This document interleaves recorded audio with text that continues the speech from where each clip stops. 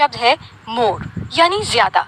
हर किसी को ज्यादा ही चाहिए होता है, ज्यादा काम, ज्यादा नाम, और फिर इससे पैदा होता है ज्यादा स्ट्रेस। हम अपने बिजी स्केड्यूल में भी इस मोर को एडजस्ट करते रहते हैं। यही वजह है कि हर इंसान काम में ज्यादा प्रोडक्टिविटी चाहता है। इसी चाहत की वजह से इंसान खुद को ही खत्म भी करता जा रहा है। इस किताब के लेखक माइकल हयात हमको दूसरा रास्ता बताते हैं, जिसकी मदद से हम प्रोडक्टिविटी भी बढ़ा सकते हैं और दिमागी तौर पर शांति भी पा सकते हैं। इस किताब में लेखक कहते हैं कि हमारा टारगेट ही गलत है। हमें मोर यानी ज्यादा के ऊपर फोकस नहीं करना चाहिए। इसकी बजाय हमें राइट यानी सही के ऊपर फोकस करना चाहिए। इस समरी में आप जानेंगे कि डिस्ट्रैक्शन वाली इकोनॉमी में क्या करें और जीरो सम गेम क्या होता है। तो चलिए शुरू करते हैं। आज के समय में वर्किंग डे कैसा होता है? इस वर्किंग डे में हमें बहुत कुछ करना होता है। ऐसी कई मीटिंग्स होती हैं जिन्हें हमें अटेंड करना होता है। ऐसे कई मेल्स होते हैं जिनका जवाब हमें देना होता है। कई रिपोर्ट्स होती हैं जिन्हें लिखना होता है। ये कहना बिल्कुल गलत नहीं होगा कि पूरा दिन काम में कैसे खर्च हो जाता है पता ही नहीं चलता है। इन सब को पूरा करने में हमारे एफर्ट्स शायद ही कभी पूरे पड़ते हैं। कभी कभी तो ऐसा लगता है कि हम किसी ऐसी नाव में सवार हैं जिसमें लीकेज हो रहा है। धीरे धीरे वो नाव में पानी भरता जा रहा है और आगे जाकर नाव पूरी तरह से पानी में डूब जाएगी। इन ख्यालों के बाद ही हम मिथ ऑफ प्रोडक्टिविटी के जंजाल में फंस जाते हैं। हमें लगता है कि अगर हम ज्यादा से ज्यादा काम के ऊपर फोकस करेंगे तो हम अच्छी सिचुएशन में पहुंच जाएंगे। लेकिन हम भूल जाते हैं कि हम जितना तेजी से काम करने की कोशिश करेंगे, हमारी प्रोडक्टिविटी उतनी ही कम होती जाएगी। ऐसा इसलिए होता है क्योंकि हमारा स्केड्यूल पहले से ही भरा हुआ है। हम इसे और ज्यादा भरते जा रहे हैं। ये अप्रोच कुछ इस तरह होती है कि हमें आज तेज मेल लिखने हैं, इसके लिए हम कल के मेल्स अभी से लिखने लगे हैं। इसके बाद नंबर आता है एक और विफल अप्रोच का। हम प्रोडक्टिविटी बढ़ाने के लिए एक और फालतू सा तरीका लगाते हैं। हमें लगता है कि ओवर टाइम काम करने से काम की प्रोडक्टिविटी बढ़ जाएगी, लेकिन ऐसा बिल्कुल नहीं होता है। इस हरकत को हम खुद को ही बहाना देकर खुद का मन भी बहलाते रहते हैं। हम खुद से कहते हैं कि ये ओवर टाइम बस अभी के लिए ही है, बाद में सब कुछ सही और ठीक हो जाएगा। हमें पता होना चाहिए कि प्रोडक्टिविटी को बढ़ाने के सब तरीके सरासर बकवास हैं। इनसे हमें कभी भी कोई फायदा नहीं होने वाला है। इसलिए हमें प्रोडक्टिविटी का लक्ष्य ही नहीं रखना चाहिए। अब सवाल उठता है कि फिर प्रोडक्टिविटी के अलावा क्या लक्ष्य रखा जा सकता है? इसका जवाब देते हुए लेखक कहते हैं कि आप प्रोडक्टिविटी के अलावा फ्रीडम का लक्ष्य रख सकते हैं। फ्रीडम के कई मायने हो सकते हैं। उसी में से इसका एक मतलब फ्रीडम ऑफ फोकस भी है। इसका मतलब है कि खुद के लिए समय निकालकर फोकस को बढ़ाने के ऊपर काम करना चाहिए। ये काम बहुत महत्वपूर्ण और काफी कठिन भी है। इस काम को करने में दिमागी मेहनत लगती है। इसकी वजह से इंसान का शरीर भी थक जाता है। ये प्रोडक्टिविटी के एक अन्य उद्देश्य को और भी महत्वपूर्ण बना देता है। वो है कुछ भी ना करने की फ्रीडम। ये सुनने में उल्टा लगता है, लेकिन हमारे अधिकांश सफल विचार वास्तव में तब आते हैं जब हमारा दिमाग आराम की अवस्था में होता है। इसलिए हफ्ते में कुछ समय आप खुद को भी दे सकते हैं। खुद के समय में आपको कुछ नहीं करना है, शांत रहने की कोशिश करनी है। आपके दिमाग के पास बहुत ज्यादा पावर है, वो कुछ ना कुछ जरूर कर ही लेगा। याद रखिएगा कि जब दिमाग कुछ नहीं करता है तभी सबसे बड़े क्रिएटिव आइडियाज भी आते हैं। कायाकल्प के लिए समय निर्धारित करना कोई विलासिता, लग्जरी नहीं है, ये आवश्यक है।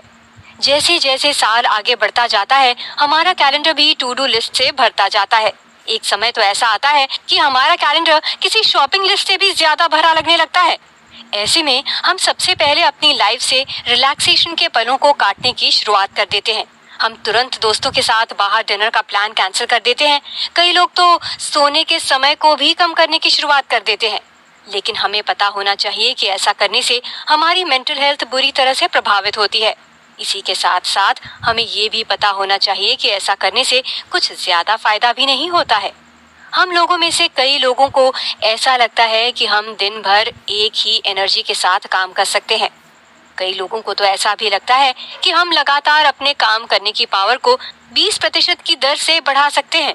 लेकिन लेखक कहते हैं कि हमें पता होना चाहिए कि टाइम फिक्स्ड है और साथ ही हमारे शरीर की एनर्जी भी फिक्स्ड है। यही वजह है कि सुबह जब हमारा दिमाग फ्रेश रहता है तब हम बेहतर काम कर पाते हैं। दोपहर आते आते हमारे शरीर की एनर्जी कम होती जाती है। यही कारण है कि शाम होते होते हम लेस प्रोडक्टिव होते जाते हैं। ये दैनिक प्रमाण है कि एनर्जी लेवल फ्लेक्सिबल है और फोकस और इच्छा शक्ति सीमित संसाधन है जिन्हें फिर से भरना चाहिए। अब यहाँ लेखक प्रोडक्टिविटी बढ़ाने के लिए एक प्रिंसिपल बताने वाले हैं। वो कहते हैं कि अगर हमें अपने दिमाग और शरीर की प्रोडक्टिविटी को बढ़ाना है तो हम अपने कायाकल्प यानी आराम को नजरअंदाज नहीं कर सकते हैं।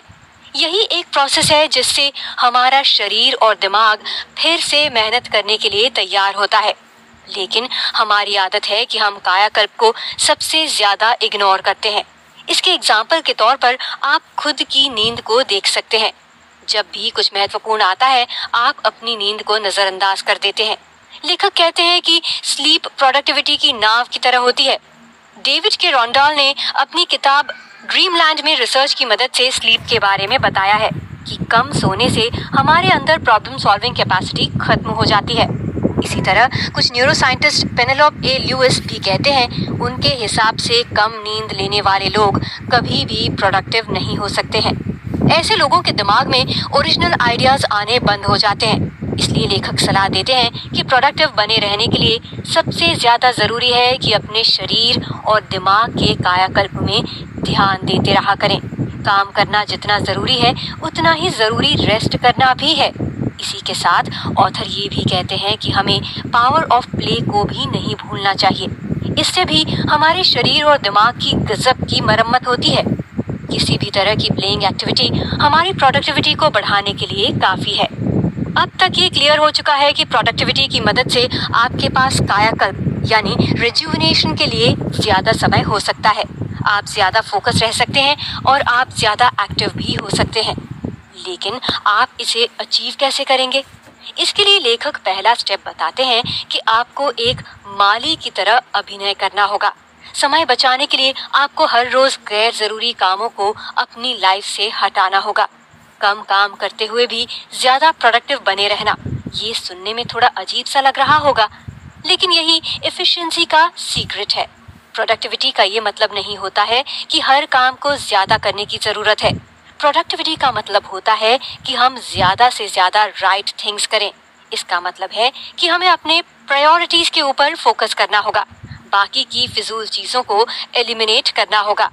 जैसे जैसे आप फिजूल के टास्क को एलिमिनेट करते जाएंगे वैसे वैसे आपको खुद का पैशन भी पता चलता जाएगा। लेखक कहते हैं कि अपने टाइम को सही से यूटिलाइज करने के लिए आपको खुद के पैशन के बारे में पता होना चाहिए, लेकिन इसी के साथ आपको ये भी पता होना चाहिए कि क्या उस पैशन को फॉलो करने के लिए आपके पास पर्याप्त स्किल्स हैं। पैशन और स्किल्स के कॉम्बिनेशन से आप अपने टाइम का सही उपयोग कर सकते हैं। फ्री टू फोकस बनने के लिए आपको पावर ऑफ यस और नो के बारे में जानना होगा। आज के दौर में बिजी स्केड्यूल करना आसान है। अधिकतर लोग ये कहते हुए मिल जाते हैं कि उनकी लाइफ में समय की बहुत कमी है, लेकिन ऐसे लोग कम ही मिलते हैं जिन्हें प्रायोरिटीज के बारे में श्योरिटी रहती हो।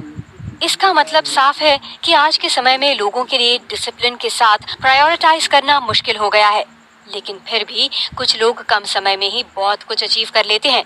आखिर इसके पीछे का कारण क्या होता है? इसके पीछे का एक सिंपल रीजन होता है और वो होता है कि उन्हें पता होता है कि पावर ऑफ नो क्या चीज है। ऑथर कहते हैं कि आपको पावर ऑफ यस और पावर ऑफ नो के बारे में पता होना बहुत जरूरी है। लेखक बताना चाहते हैं कि प्रोडक्टिविटी सुपरस्टार्स किसी भी गैर जरूरी टास्क को नो कह देते हैं, भले ही वो टास्क उनके किसी करीबी ने ही क्यों ना दिया हो। उन्हें पता रहता है कि अगर उन्होंने इस टास्क को हाँ कह दिया तो इसकी वजह से उनका बहुत सारा कीमती समय और एनर्जी बर्बाद हो जाएगी। आपके लिए ना कहना आसान हो जाएगा जब आपको पता चल जाएगा कि टाइम किसी जीरो सम गेम की तरह ही होता है। आपको पता होना चाहिए कि हफ्ते में बस 168 आवर्स ही होते हैं। आप दिन में एक भी घंटा एक्स्ट्रा ऐड नहीं कर सकते हैं। जिनको भी हर काम को हाँ कहने की आदत है उन्हें ये पता होना चाहिए कि जब भी वो किसी गैर जरूरी काम को हाँ कहते हैं तब उनसे कोई एक जरूरी काम छूट जाता है। अगर वो सुबह 7 बजे किसी से मीटिंग को हाँ कहते हैं तो मतलब साफ है कि उनकी मॉर्निंग रूटीन छूट जाएगी। ये एक बहुत छोटा सा एग्जाम्पल है, लेकिन इसका असर बहुत ही ज्यादा गहरा पड़ने वाला है। अपने समय को बचाने के लिए और प्रोडक्टिविटी को बढ़ाने के लिए आप रिचुअल्स का सहारा ले सकते हैं।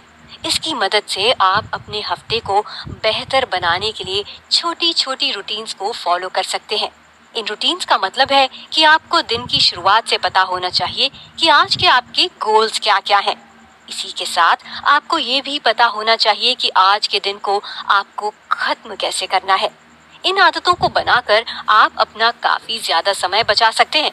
किसी भी रूटीन को बनाने में मेहनत लगती है, लेकिन एक बार आदत बन जाने के बाद वो आपके लिए किसी वरदान की तरह ही साबित होती है।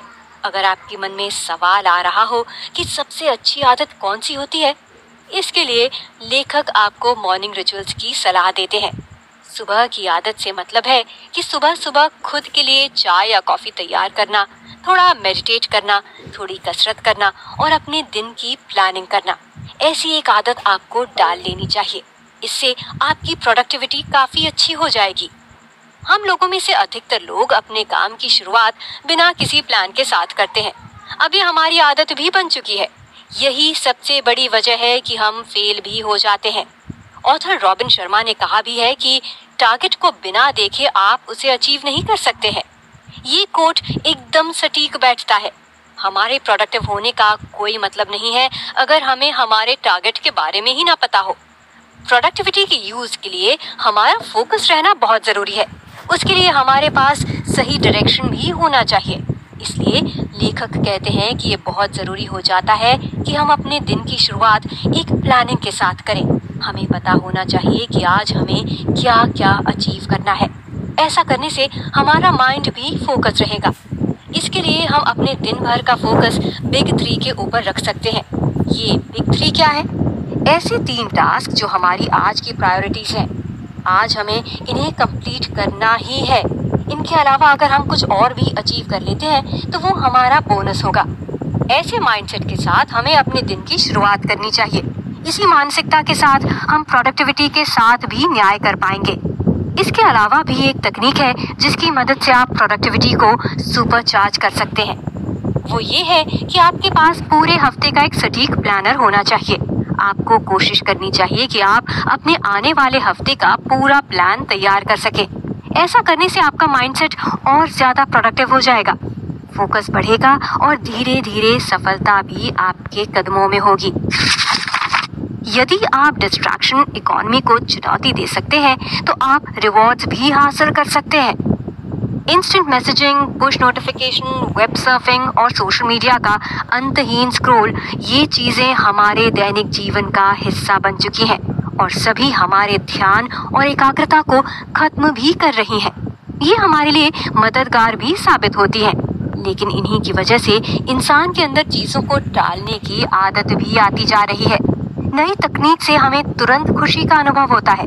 यही वजह है कि इन तकनीकों के ऊपर हमारा ध्यान लगा हुआ रहता है और यही कारण है कि इन चीजों ने एक अलग ही इकोनॉमी का निर्माण किया है जिसे डिस्ट्रैक्शन इकोनॉमी भी कहा जाता है। इसी इकोनॉमी की वजह से हमारी फोकस करने की क्षमता भी कम होती जा रही है। आप बहुत कुछ लिखना चाहते हैं लेकिन आपका ध्यान तो फेसबुक में लगा रहता है, इसलिए आप लिख नहीं पाते हैं। अगर हमें अपने फोकस को बढ़ाना है तो हमें इस इकोनॉमी को चुनौती भी देनी होगी। डिस्ट्रैक्शन इकोनॉमी को चुनौती देने के लिए आपको काफी मेहनत भी करनी पड़ सकती है। आपको खुद के विल पावर से लड़ाई करनी होगी। आपको खुद के ऊपर लगाम लगानी होगी। आपको वादा करना होगा कि आप दिन में बस 2 बार ही सोशल मीडिया को चेक करेंगे। अगर आप ऐसा करने में कामयाब होते हैं तो फिर आप खुद ऑब्जर्व करेंगे कि आपकी प्रोडक्टिविटी अपने आप ही बढ़ गई है। आप अब कम समय में ज्यादा प्रोडक्टिव काम करने लगे हैं। इसलिए इस चैप्टर की शुरुआत में ही लेखक ने कह दिया था कि यदि आप डिस्ट्रैक्शन इकोनॉमी को चुनौती दे सकते हैं तो आप रिवॉर्ड्स भी हासिल कर सकते हैं। कुल मिलाकर प्रोडक्टिविटी बस एक टास्क से कुछ मिनट बचाकर बेहतर नहीं की जा सकती है। हमें समझना होगा कि एक तपस्या की तरह होती है। हमें इसे रोज प्रैक्टिस करने की जरूरत होती है।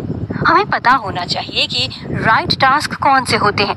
सही टाइम पर सही काम के चुनाव से ही प्रोडक्ट